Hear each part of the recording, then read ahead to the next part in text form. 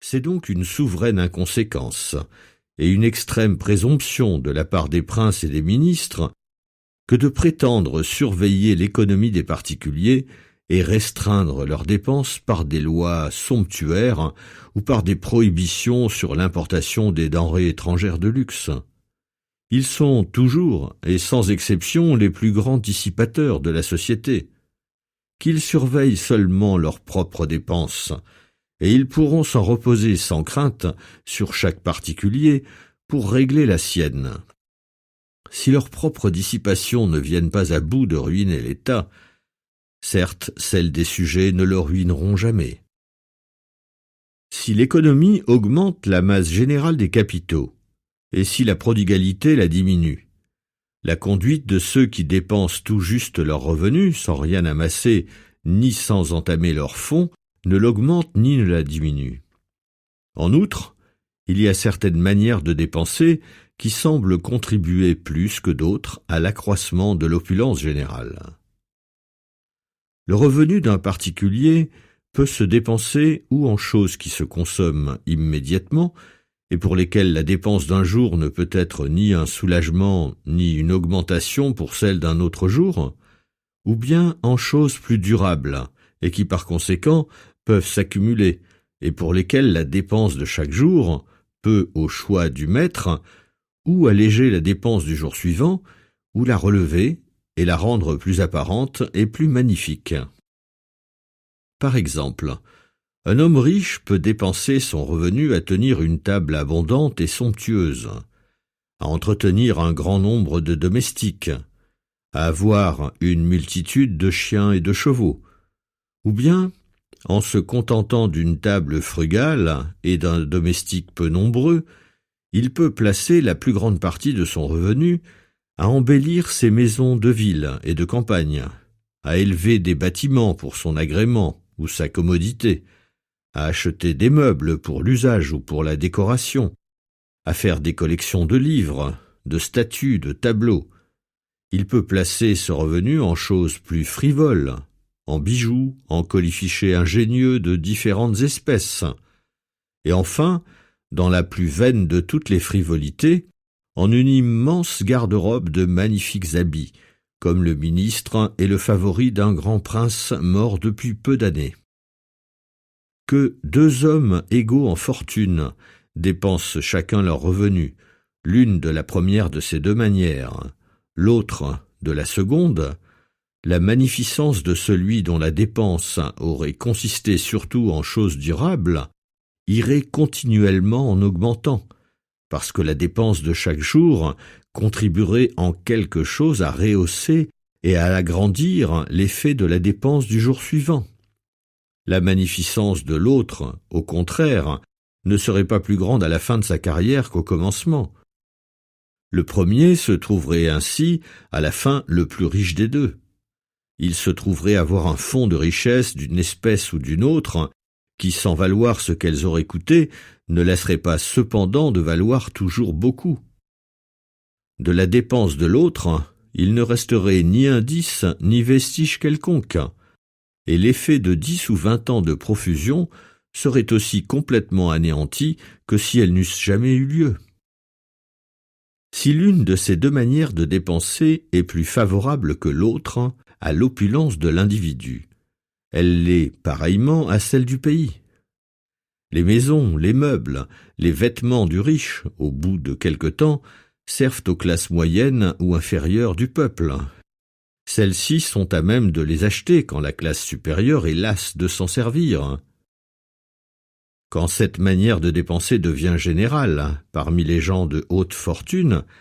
la masse du peuple se trouve successivement mieux fournie de tous les genres de commodités. Il n'est pas rare de voir dans les pays qui ont été longtemps riches les classes inférieures du peuple en possession de logements et de meubles encore bons et entiers, mais qui n'auraient jamais été ni construits ni fabriqués pour l'usage de ceux qui les possèdent. Ce qui était autrefois un château de la famille de Seymour est à présent une auberge sur la route de Bath. Le lit de noces de Jacques Ier, roi d'Angleterre, qui lui fut apporté du Danemark par la reine son épouse, comme un présent digne d'être offert à un souverain par un autre souverain, servaient d'ornement il y a quelques années dans un cabaret à bière de Dunfermline. Dans quelques anciennes villes, dont l'état était longtemps stationnaire ou a été quelque peu en déclinant, vous trouverez quelquefois à peine une seule maison qui ait pu être bâtie pour l'espèce de gens qui l'habitent. De superbes palais, de magnifiques maisons de campagne, de grandes bibliothèques, de riches collections de statues, de tableaux et d'autres curiosités de l'art et de la nature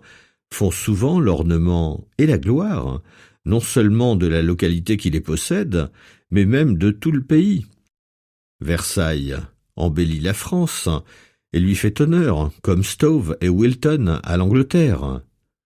L'Italie attire encore en quelque sorte les respects du monde par la multitude de monuments qu'elle possède en ce genre, quoique l'opulence qui les a fait naître est bien déchue et que le génie qui les a créés semble tout à fait éteint, peut-être faute de trouver autant d'emplois. De plus, la dépense qu'on place en choses durables est favorable, non seulement à l'accumulation des richesses, mais encore à l'économie. Si la personne qui fait cette dépense l'a portée une fois jusqu'à l'excès, elle peut aisément se réformer sans s'exposer aux critiques du public. Mais réduire de beaucoup le nombre de ses domestiques, réformer une table somptueuse pour en tenir une simple et frugale, mettre bas l'équipage après l'avoir eu quelque temps, tous ces changements ne peuvent manquer d'être observés par les voisins, et ils semblent porter avec eux un aveu tacite qu'on s'est précédemment conduit avec peu de sagesse. Aussi, parmi ceux qui ont été une fois assez imprudents pour se laisser emporter trop loin dans ce genre de dépenses, y en a-t-il bien peu qui aient par la suite le courage de revenir sur leurs pas avant d'y être contraints par la banqueroute et le désastre complet de leur fortune.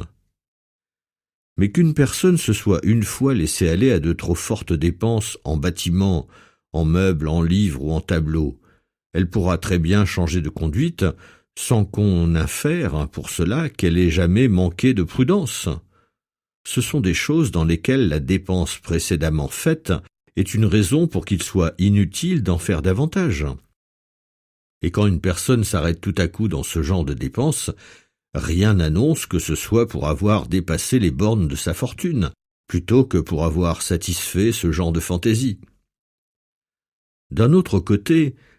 la dépense consacrée à des choses durables fait vivre ordinairement une bien plus grande quantité de gens que celle qu'on emploie à tenir la table la plus nombreuse.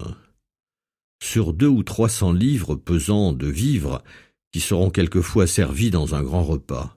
la moitié peut-être est jetée, et il y en a toujours une grande quantité dont on fait abus ou dégâts. Mais si la dépense de ce festin eût été mise à faire travailler des maçons, des charpentiers, des tapissiers, des artistes, la même valeur en vivres se serait trouvée distribuée entre un bien plus grand nombre de gens qui les eussent achetés livre par livre. D'ailleurs, une dépense ainsi faite entretient des gens productifs. Faite de l'autre manière, elle nourrit des gens inutiles. Par conséquent, l'une augmente la valeur échangeable du produit annuel des terres et du travail du pays, et l'autre ne l'augmente pas. Il ne faut pourtant pas croire que je veuille dire par là que l'un de ces genres de dépenses annonce toujours plus de générosité et de noblesse dans le caractère de l'autre. Quand un homme riche dépense principalement son revenu à tenir grande table, il se trouve qu'il partage la plus grande partie de son revenu avec ses amis et les personnes de sa société. Mais quand il l'emploie à acheter de ces choses durables dont nous avons parlé, il le dépense alors souvent en entier pour sa propre personne et ne donne rien à qui que ce soit sans recevoir l'équivalent. Par conséquent, cette dernière façon de dépenser, quand elle porte surtout sur des objets de frivolité, sur de petits ornements de parure et d'ameublement, sur des bijoux, des colifichets et autres bagatelles, est souvent une indication non seulement de légèreté dans le caractère, mais même de mesquinerie et d'égoïsme. Tout ce que j'ai prétendu dire, c'est que l'une de ces manières de dépenser, occasionnant toujours quelque accumulation de choses précieuses, était plus favorable à l'économie privée et par conséquent à l'accroissement du capital de la société. Enfin, servant à l'entretien des gens productifs plutôt que des non productifs, tendait plutôt que l'autre à l'augmentation et au progrès de la fortune publique.